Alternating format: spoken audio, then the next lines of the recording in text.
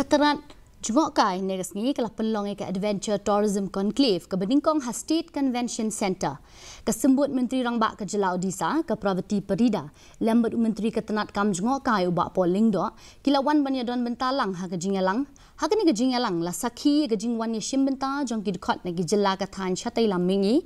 Habakren ha ke jingalang hadin ke jing pli kesembut Menteri Rangbak ke Jelau Odisha kala kren ban pha ki kenhun self help group ki kintai na Odisha bakin tip halor ke rukom shim jat na ka kemi ha ka baki kintai ki don ye ke kerdan ke bakirpang ha ka imlang ka salang ha ka juk ke por uba pol ulaong ba kani ke jingalang kalong ke rensan ban pli ka lat ban yo i ke jing riu spa ka kam jngok kai ha mekhalia. The Deputy Chief Minister of Odisha visiting us and joining the conclave as the chief guest. Apart from that, we have representatives from various states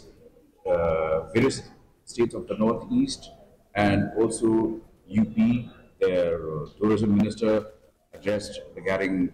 virtually, and we have the Indian Express group, which has a wide net presence in the country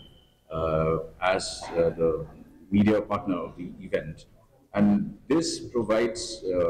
visibility to Meghalaya tourism.